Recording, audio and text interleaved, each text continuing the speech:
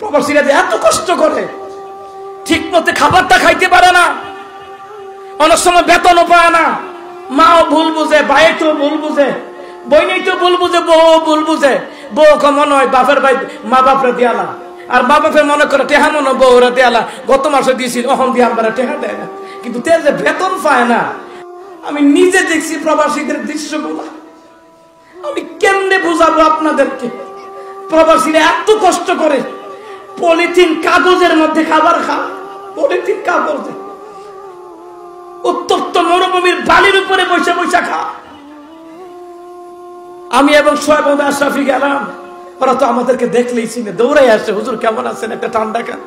আমার কি ভাই, আপনারা যে কষ্ট করেন, মন তো চায় না আপনাদের কাছ থেকে আমরা খাই। বলে হুজুর না খাইলে কষ্ট পাবো, একটা ঠান্ডা হইলে খান।